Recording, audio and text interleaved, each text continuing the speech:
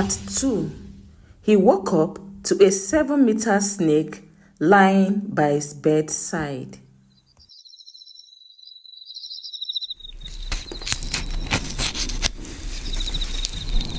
The forest was eerily silent as Juma made his way back to the altar. The golden snake pendant he carried seemed to grow heavier with each step.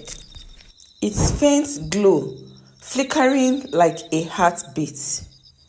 The visions from the previous night haunted him. Whispers of battles, secrets, and the ominous presence of the massive serpent that had appeared at his bedside. Now he needed answers. When he arrived at the clearing, he was not alone. Standing by the altar was Nya, the guardian spirit of the forest, draped in flowing robes of leaves and vines. Her eyes, glowing, held a deep sadness. "You've returned," she said softly, her voice carrying a strange mix of comfort and warning.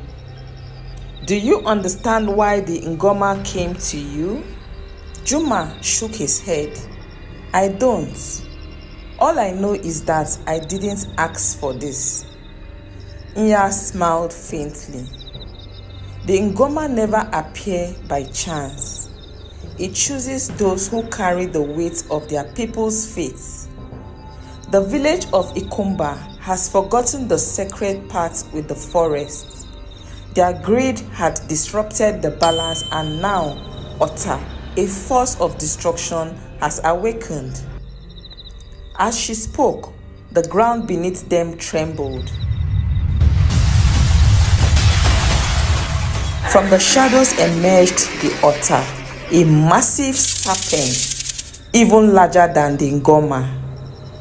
Its scales shimmered like a molten metal, and its red eyes burned with rage. "This is the darkness born of broken promises," Nya explained. "It will not stop until Ikumba is no more." Juma's hands trembled as the otter slithered closer, its massive body crushing the trees in its path. "What am I supposed to do?" he cried. "I'm just a farmer. I can't fight that." Nya placed a hand on his shoulder. "The path forward requires not strength, but wisdom. The golden pendant you carry is the key, but to use it, you must make a great sacrifice." The otter lunged towards the altar, its jaws wide enough to swallow Juma whole. Acting on instinct, Juma raised the pendant high.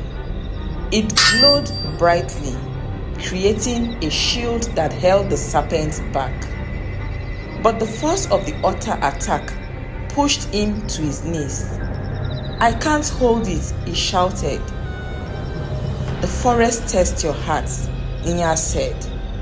"To restore balance, you must choose: protect yourself or protect your people."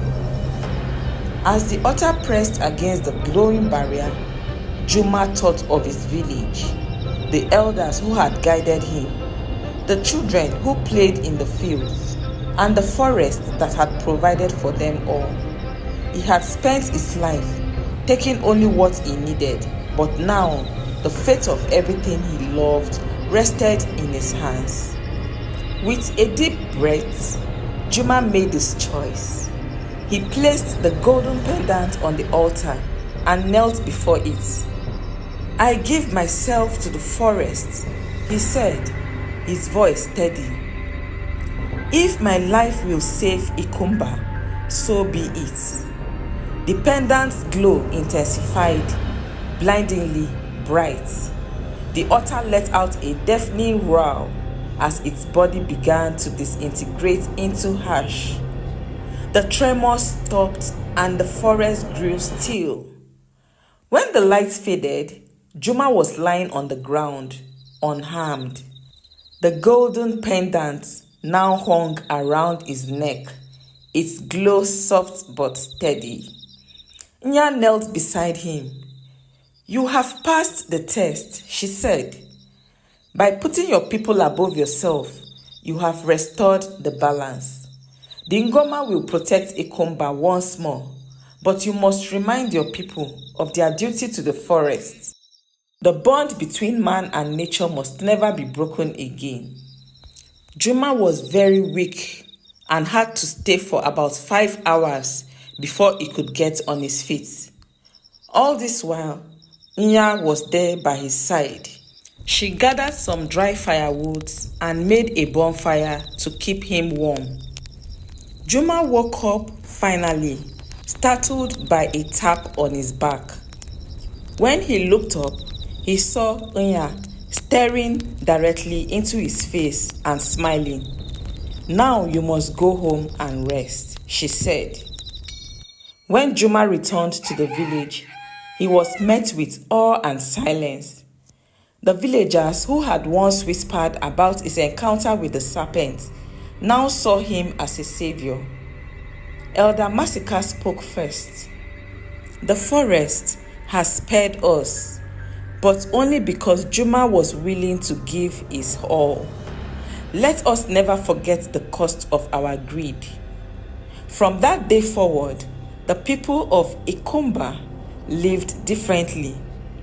They planted trees to replace those they cut down, shared their harvest with the land, and honored the spirits of the forest. Juma, though celebrated as a hero, remained humble. He knew his journey was not just about saving his village, but about teaching them a lesson that will last for generations. To honor Juma for his strength and courage, and for being the chosen one, a monument of him was made and placed at the center of the village square. This as a reminder of a young man who was bold enough to face the gods and break the curse. The moral of the story: true strength lies not in power or size, but in selflessness. When we honor the balance between nature and humanity, we protect not only our world, but also our future.